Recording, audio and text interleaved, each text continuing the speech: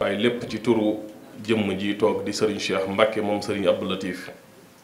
nga xam ne mooy jëwriñu Serigne Touba Serigne Mountakha di ko ñaanal mu yàgg fi la te wér ñu xam ne it ne teewaayam ndigal la lu bàyyi ko ci sëriñ bi waaye teewaayam it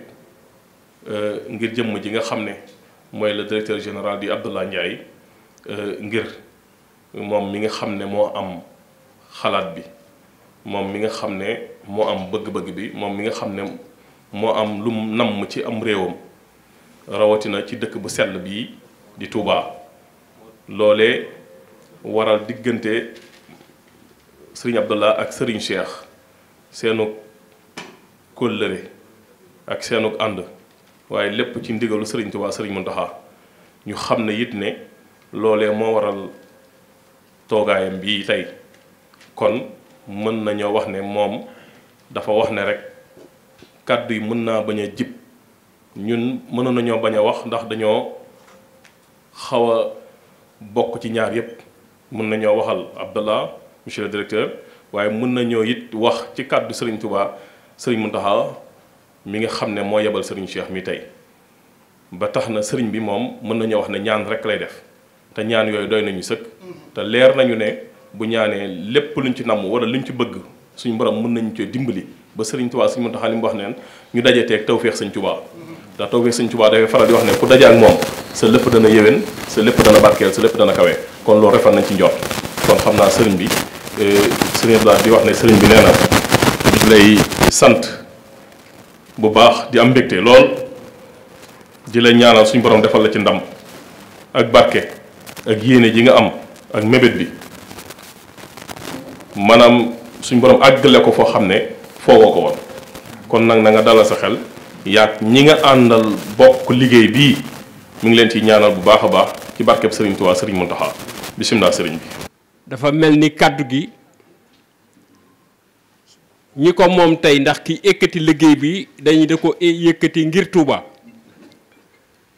liggéey boo yëkkati ngir Touba nag ka ca jiitu mooy xalif général des Mourides di Serigne Mountakha Bachir yal na yàlla sam borom ma guddal aw fanam ca yàggal ko fi ka ca topp mooy maire commune de Touba nga xam ni mën naa ni fii nu toll fi ne boo amee soxla ca maire Touba boo demee da ngay xaar ndax ña yor bureau sax di ko tëjee tijji ñi ngi fi directeur de cabinet bi nga xamante ni bii moo yor liggéeyam yi lépp mi ngi fi ñi ko wër ca di ko xelal ñépp ñi ngi fi kon day mel ni maire moom xam na ni mbirum Touba mu ne mbirama ndax lu waay di def ci Touba tey moom nga koy defal kon bi Abdoulaye yëkkatee liggéey bii mënan koo samp Ndakaaru ndax liggéey bii juddowul sax Sénégal liggéey bii ma nga juddoo Arabie Saoudite ma nga juddoo Allemagne ma nga juddoo France ci ay boroomi xarale yoo nga xamante ni bii yàlla da leen a may ci li naan ingénieur conseil maanaam di taxawal ay barabi liggéeyukaay ñu ne ca xalaat ko jël initiative bi jox ko Abdallah ni ko yow yaa koy porter Sénégal Abdallah bi mu ñëwee mu ni man Touba laa koy yóbbu ñëw samp agence bi Touba préfet bi nga xamante ni bii moo fi nekkal président de la République di sous-préfet bu Ndaam ki nga xamante ni bii mooy jëwriñam di madame Sène moo jëkk ci salle bi pratiquement moo fi jëkk a ñëw kon loolu wone na nu mu toll ci préfet ba moom ci wàllu boppam mu daldi yeble ñu ñëw fi am na ñeneen ñoo nga xamante ni bi ci wàllu liggéey ministère boobu ñoom ñoo ko yore ñi ngi fi ñooñu maire mooy seen kilifa ci kilifteefam lañ nekk waaye bu dee ci wàllu administration ñoo ñépp nag ñu ngi nekk ci suufu sous-préfet tey moo fi représenté état bi kon day mel ni ci dalal ñi fi nekk ñépp jàmm loolu wàllu maire la moo leen war a dalal jàmm ndax mooy borom dëkk bi ci ab dëkkam lañ ñëw moo tax maire la ñuy jox kàddu gi mu dalal jàmm ñi fi nekk ñépp suñu paree préfet mi nga xamante ni bi moom liggéey bi ñu jox ko kàddu gi moom itam mu wax ci li nga xamante ni bii moo ci wàllam suñu paree nag ki nga xam ni mooy directeur général ndax man yàlla dogal na tam ci lool ci kuréel googee ko sos bitim réew ci laa bokk administrateur délégué laaj ñooñu kuréel googu nag ki leen fi nekkal nga xam ni moom lañ nommé muy directeur général nga xam ni moom moo yor liggéey bi mooy jëwriñ ji fii mooy Abdallah Ndiaye suñu paree moom danañ ko jox mu leeral leen waaye li ci gën a am solo rek mooy liggéey bi li ko yëkkati dëgg-dëgg mooy dimbali njaboot yi dimbali askan yi ndax am na usine yoo nga xamante ni bii nit mën na koo def ci wanagam ca du ko yàqal dara lu mel ni lonkan day defar pont lu mel ni day defar ay enveloppe loo nga xamante ni bii day defar café lonkan day defar yu mel noonu unité yu mel noonu ñoom Abdallah ñii loolu mooy seen xarale loolu lañ fas yéene ci njabooti Touba yi ca loolu nag dañ koo fekk Touba ndax Touba boo gisee fi ne nii mboolam ouvrier bu ci nekk booy dem di liggéey boo dee ferrailleur yàgg sa waa kër ñëpp ay ànd boo dee carreleur yàgg sa waa kër ñëpp ay ànd boo dee peinture kat yàgg sa waa kër ñëpp ay ànd ndax Touba noonu lay doxee kon day mel ni Touba nekk na loo nga xamante ni bii lu yomb la ci liggéey boobu ñu tàmbalee ko Touba liggéeyu Sénégal la nag du liggéey boo nga xamante ni bii dañ ko yëkkati rek indi Touba yemale ko Touba liggéey la boo nga xamante ni bii région 14 régions yi nekk ci Sénégal yépp am nañ ci wàll waaye Abdallah moom ci xalaatam ak bokk yi nga xam ne ñoom la àndal dañu ni ñoom daal Touba mooy seen wàccuwaay fu ñu mën a dem lu mu guddi guddi danañ fanaan si Touba fu ñu mën a yendu lu mu naaj naaj dañ ñëw Touba kon mbir la moo nga xamante ni bii ñu ngi koy samp ngir Touba kon bi yàlla dogalee ñu am tawféex yi sëñ Touba yónnee fi moom ci boppam ndawul boppam ñëwul boppam daanaka moom moo ñëwul boppam ndax ki ñëw mooy moom kon loolu doy na sëkk. Taxa Bachir yàlla yàggal ko fi lool ànd ak wér man nag jël kàddu gi dina ma xaw a jafe trop parce que dama ñëw fekk fi sumay kilifa fekk fi monsieur le maire Birane Gueye fekk fi monsieur le maire Ndiamé Ndiaye ñoom ñu nekk ay adjoint au maire nekk sama kilifa ci mairie bi ñu baax rek jox ma kàddu gi ma wax ci turu maire waaye ñoom sax mën nañu wax ci turu maire waaye nag comme que ndigal laa ci am mënuma soustraire ci exercice boobu moo tax may jël kàddu gi maa ngi nuyu sëñ Abdallah Ndiaye di ko wax yóbbante nuyoo maire may ñëw léegi ce matin waxtaan nañu may soññi sax ci heure bi ne ma 10 heures jot na baa yaa ngi foofu ma ne ko non maa ngi nii di waaj a départ mu ne ma non heure bi waroon na la fa fekk parce que 10 heures la ñu waxoon donc mu war na rek ñor bu ko bis bi ñor ak activité bi lii nag monsieur Abdallah Ndiaye indil ñu fii ci Touba lu dëkk bi soxla la lu dëkk bi ittewoo la ndax ku ne xam na ne maire yi moom mooy ndey ñëpp lu waay def ci dëkk bi rek moom nga koy defal te wolof yi dañ ne sànni moom booy dàq dara ki la koy karle daa bëgg nga jàpp ko gouvernement du Sénégal am na plusieurs initiatives mu jël pour jàppale njabootu Sénégal mais initiative yooyu xëy na dama njort man sama xam-xam bu gàtt ñu ngi jëlaat kàddu gi di nuyu sunu kilifa ci mairie bi ñëw léegi muy sëñ Cheikh Abdoulaye Mbacké Gaïndé Fatma nekk adjoint au maire bokk ci njabootu Serigne Touba ñu ngi koy nuyu ci turu maire mu nekk rek exercice ma wax ni mu jafe ci man parce que boo ñëwee ci jataay fekk fa ay kilifa say kilifa ci mairie bi nga war a jël kàddu dina xaw a jafe trop ma continuer rek ci li ma doon wax tout à l'heure ma ne gouvernement du Sénégal jël na plusieurs initiatives ci réew mi rawatina fii ci Touba pour jàppale njaboot gi jàppale ndaw yi initiative yooyu nag xam naa la ca manqué woon moom la ñu suñu Abdallah bi indil ndax dañu jàpp ne état mënta def lépp même bu amee yéene bi sax mënta def lépp te sax jàpp naa ni sax warut a def lépp donc bu amee donc ay citoyens yu dëkk ci réew mi jóge fii ci Touba yàlla def ñu jonjoo ak waa bitim réew xam financement innovant yi def ay gëstu yu xóot ci li mën a saafara tey jafe-jafe askan wi jafe-jafe njaboot gi indi ko fii ci Touba loolu dañ leen ci sant di leen gërëm man nag dama bokk ci nga xam ne bi dama gëm fertilisation croisée il faut boroom xam-xam yi ak boroom alal yi ak ñiy soxlawoo projet itteewoo projet ak état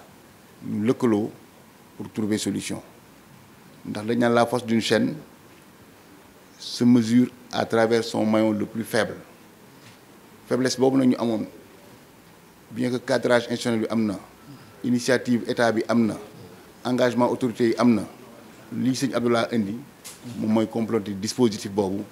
ma jàpp ne tey lii buñ ci àndee ak moom yàlla mën a def saafara ci jafe-jafe yooyu yëpp ndaw ñi gis seen bopp jigéen ñi gis seen bopp njaboot yi gis seen bopp en tout cas du côté de la mairie yi wax na ne nañ jël bépp initiative ànd ak sëñ Abdallah ànd ak moom ci projet bi nekk ci kanamam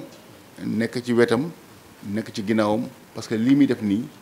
ñun la waroon mu ñëw indil ñu ko donc dañu war a ànd ak moom jàppale ko ci en tout cas suñuy buntu ubbeeku nañu bépp jéego bu mu teg dinañ teg ñaari jéego ci wetam donc loolu la amoon lu ma doon yëkkat ci kàddu maire di sant ñëpp di jégalu ñëpp wasalaam. asalaamaaleykum wa rahmatulahi taala wa barakatuh. ñu ngi nuyu mboolem mbokk yi fekk yëpp di leen balu àq ci weeru tedd bi di leen ñaan suñu borom nangul lépp lu baax luñ ci def xañ na sax temps bi xam na ci man ñu ko mu waxee waaye lii dafa yitte te suñ baral metti na bu àndee ak si yàbb mi ñëw ba ca kër ga sàkk ko kon ma jox ko sama kàddu day mel ne moomatuma ci sama bopp fekk na itam Bamba bi waxul na ma ko kon lu bare bare boole na ma ci kon ñu may ma rek ma sànni ñetti baat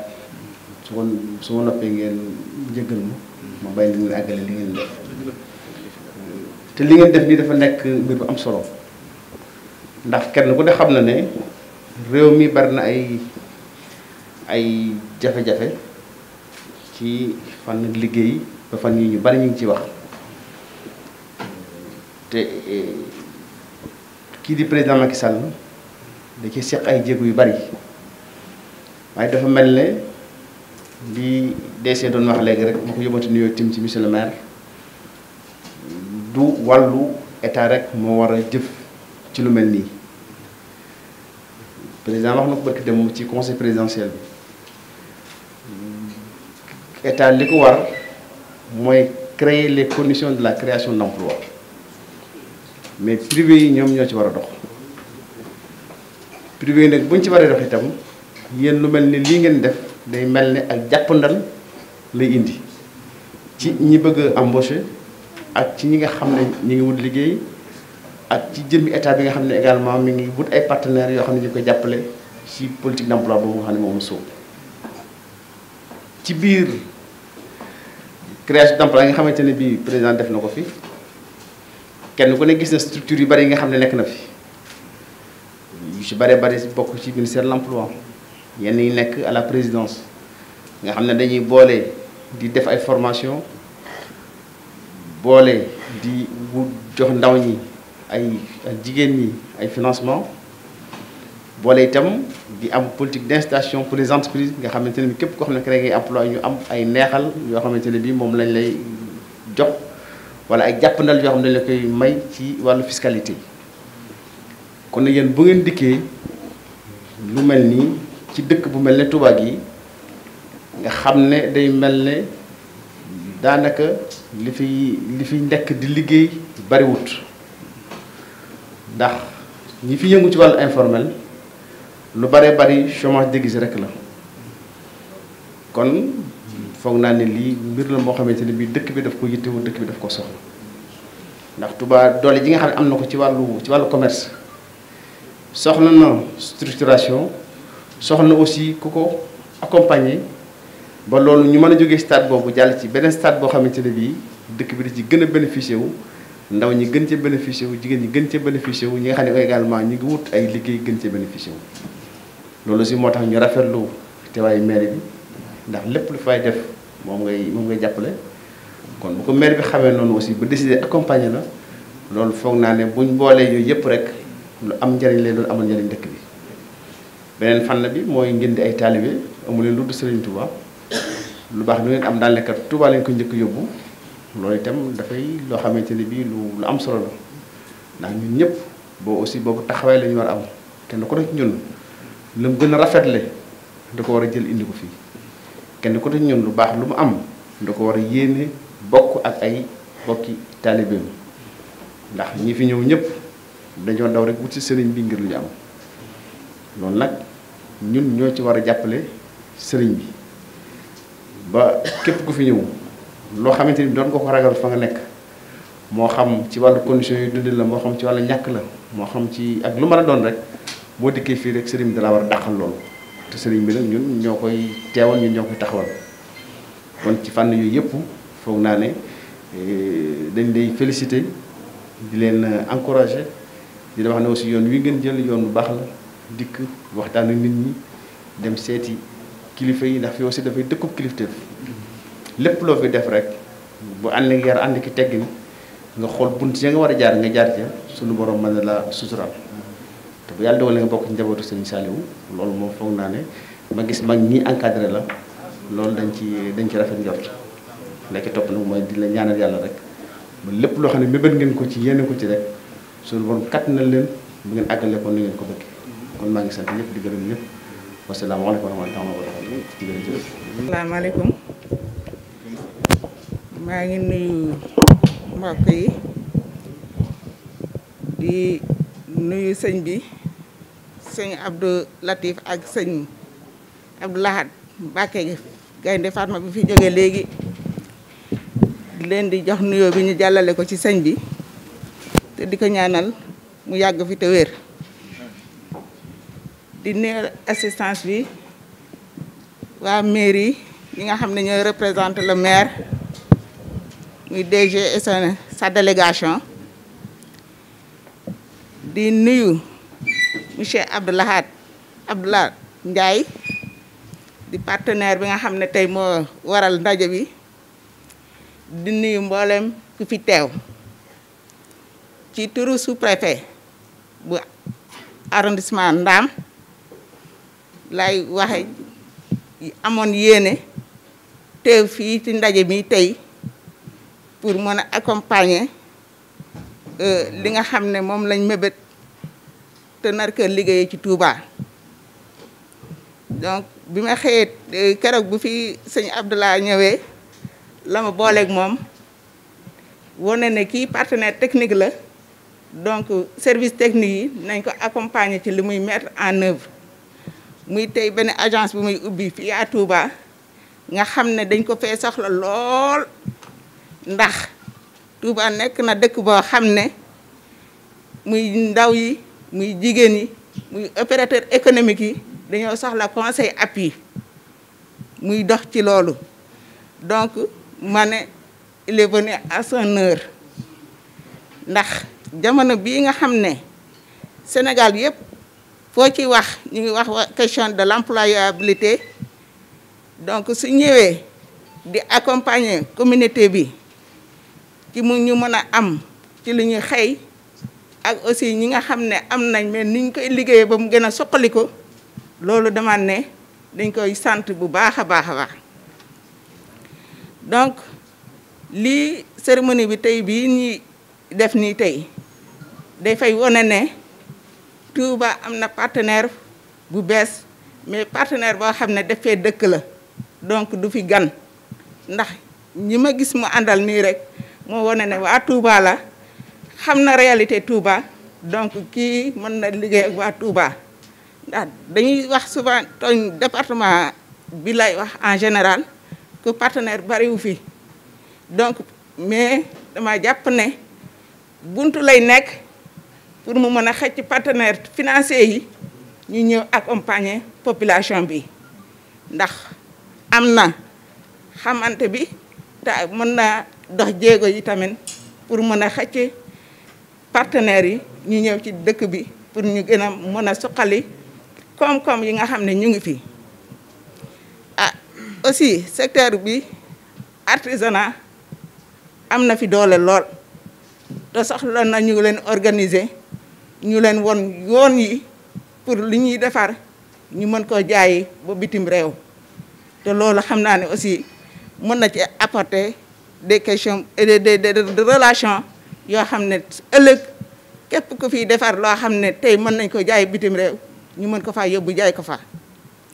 donc mën naa wax ne daal sama xel dal na côté administration tamit ah nous sommes disposés à l'accompagner ndax loo nga war a def soo gisee ku la ciy jàppale danga ko ciy gunge gën ko ciy yaatal pour mu mën a am def lu mu war a def lépp donc administration au nom du sous-préfet xam naa ñu ngi à votre disposition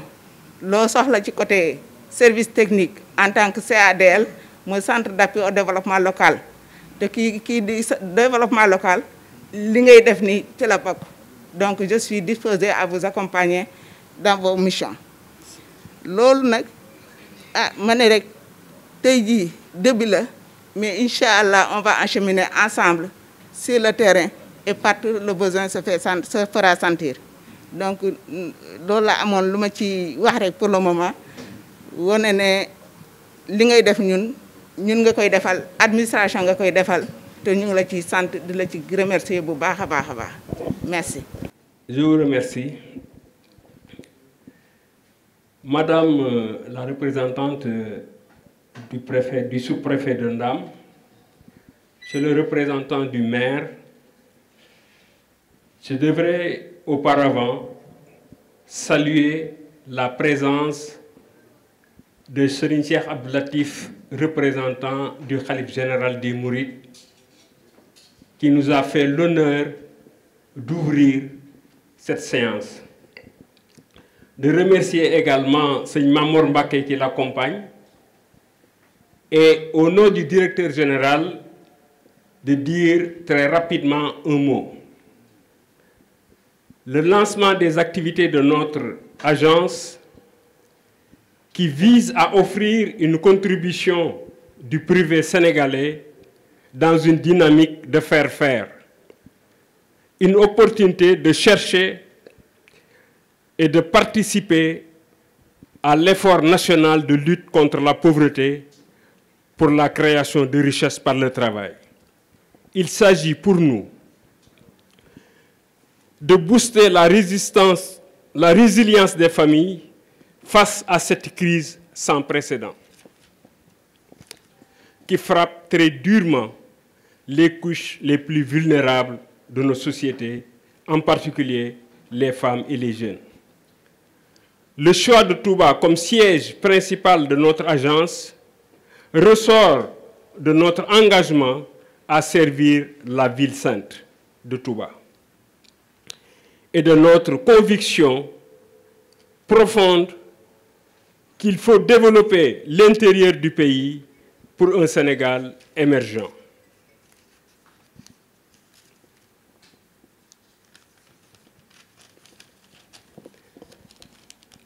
Notre approche de doter les familles d'outils de production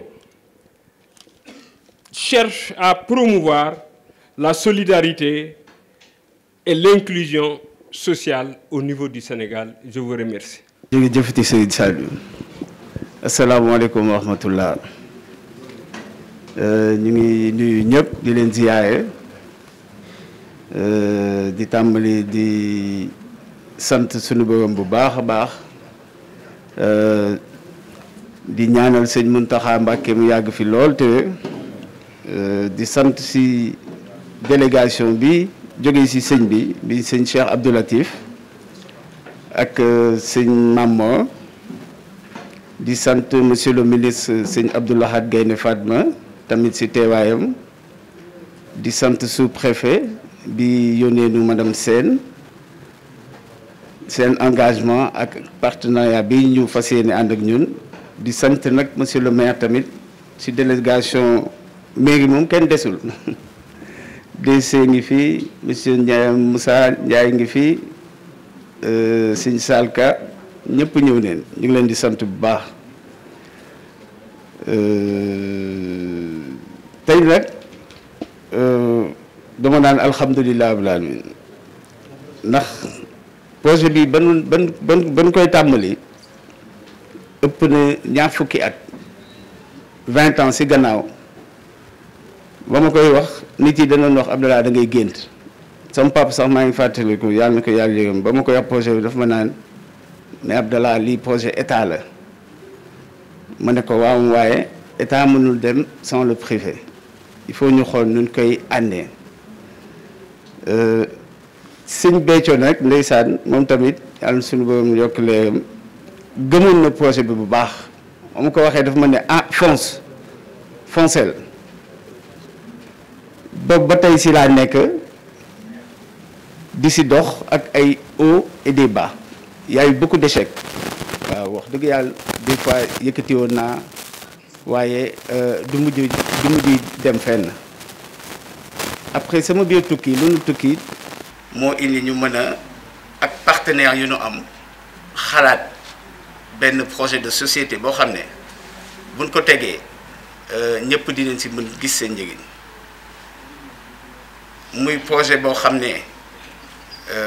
pour Sénégal bi yëpp la pour 45 départements yi ànd ko vision gouvernement bi pour jële fi ndóol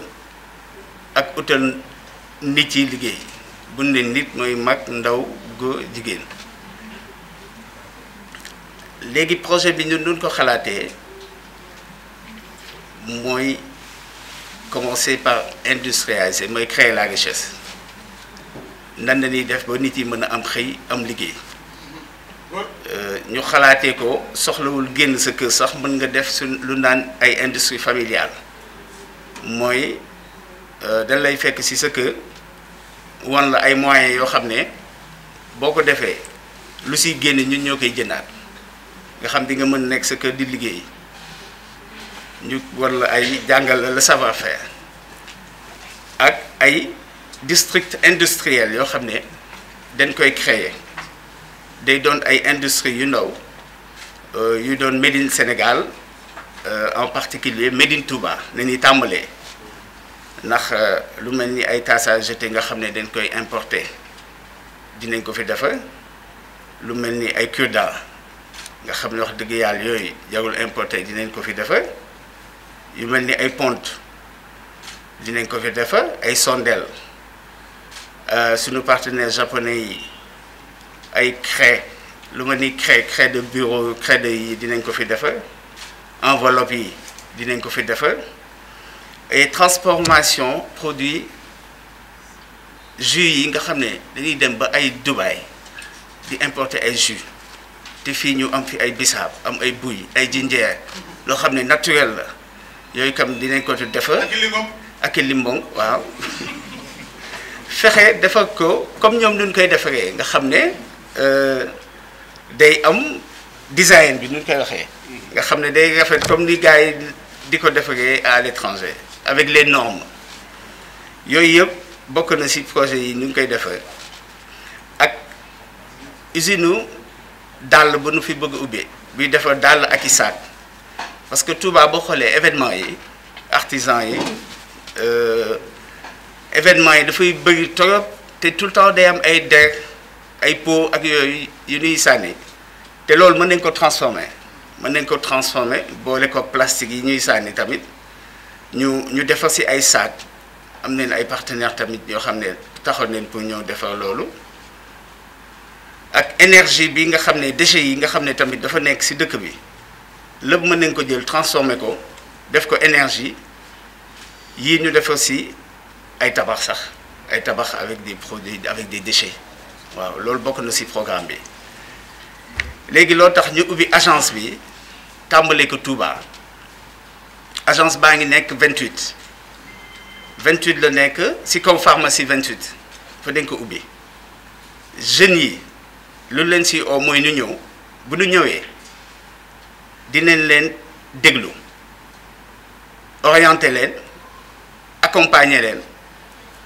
xool lu ñu soxla bu ñu soxlee formation ñu jàppale leen si bu ñu soxlee ay projet dinañ leen accompagner ba defal leen business plan projet bi bu ñu soxla financement ñun suñu genre financement bu ñu nar a def dañuy doon associé ci projet bi mooy du ñu jël projet bi du ñu jël xaalis jox la nga dem dañuy ubbi société nga am ci action ñu am ci action bu ñu amee action am action ñu ànd di dox jàngal la xool ni ngay doxee boo demee ba mën demal sa bopp nag ñu bàyyi la nga dem téye suñu action mais on va créer des entreprises yoo xam ne actionnariat lay doon ñun noonu la ñuy defee suñu financement bu ci topp mooy jigéen ñi nga xam ne dañu def ay mbootaay ak groupement yi bu ñu ñëwee ci ñun dinañ xool ñoom lan leen soxla bu ay matériel yu ñu bëgg a jënd walla ay projet tamit mën nañ leen ci accompagner ñu xool yan xeetu partenariat na ñuy def ak yan garantie dañuy teg duñu teg garantie moom comme banque yi monsieur Diagne di suñu partenaire banque OTAD waaye di leen teg loo xam ne ñun ñëpp dinañ ci mën a gis suñu bopp ba nga xam ne nit ki tamit di nga ko jàppale ndax accompagnement moom mënul ñàkk ci projet lu naan industrie familiale ndax gis neen état bi macha allah liggéey bi ñuy def ci financement mais benn nit am projet nga jox ko moom kese xaalis mu dem ñun jën jàpp ne boo financé woon famille bi walla nga financé ko ci benn groupement de ñetti nit ñu ànd di liggéey jàpp ne loolu mooy lu ëpp solo parce que day tax nit ki du mën a jël xaalisam rek dem te ndaw moom boo ko bu xamul xaalis nga jox ko xaalis amaana lu mu bëgg mën na ko bañ a am waaw loolu tax ñun yooyu yëpp structure bi looloo ko tax a jóg accompagner ndaw yi femmes yi accompagner entreprise yi def suivi ba lu nu bëgg ensemble ñu mën ko am loolu tax ñu ñëw bootu ci gannaaw état bi mooy gannaaw la sous-préfecture bootu ci gannaaw maire ñoom tamit ñu wax ñu seen besoin ñun ñu xool avec nos partenaires financiers ñu xool tamit loo xam ne méngoog nag dëkk bi tamit ñu mën ko xool nu ñuy soxalee Touba nu ñuy soxalee Sénégal nu ñuy utalee ndaw yi liggéey ak mag ak ndaw góor ak jigéen loolu tax ñu ngi leen di sant bu baax seen teewaay loolu mooy présentation bu mu mën a defagum après ñu ngi waaj benn forum bu gën a yaatu fexe partenaires yi ñëw ñu tegal leen projet yi ak plan d'action yi ñu jàpp mënuma nag jeexal te santuma sëñ Birane Gueye bi wax dëgg yàlla ci taxawaay bi ndax taxawunu bu baax a baax a baax coono yu mu ci jànkanteel mook sëñ Bamba Sall ak Abdoulahad Niang ak Béa Diouf ak sëñ Mamour Mbacké moom nee naa projet bi sa projet la waaw nee naa projet bi sa projet parce que moom ak sëñ Cheikh Abdou Latif ba ñuy tàmbali ba tey ñoom dañ ci engagé wu te dañoo gëm projet bi te wax dëgg yàlla ñu ngi leen ciy sant bu baax di ñaanal sëñ Mountakha mu yàgg fi lool ñaanal sëñ Cheikh Saliou Mbacké yàgg fi lool te président de la jeunesse di sant monsieur Diop mission locale ak délégation bu ñu yónnee maa ngi sant le directeur de l'emploi monsieur Modou Fall di sant bu baax teewaay waa Touba sa kanam waaw ñu ngi leen di sant bu baax xam naa ñoom tamit ay partenaires la ñuy doon yu am solo ñu ngi si sant bu baax a baax ak di gërëm monsieur le maire bu baax tamit ak délégation bi maam Cheikh Ka DC di sant bu baax tamit suñu benn partenaire TUM waaw TUM moom mooy partenaire la boo xam ne wàllu ressources humaines lépp projet bi lu ñuy def ci ressources humaines ak organisation ñoom ñu ci xarañ lool la ñu ngi leen ci sant baax di leen xamal ne suñuy partenaire yu mag nañ bokk tamit incha allah jërëjëf voilà baax na léegi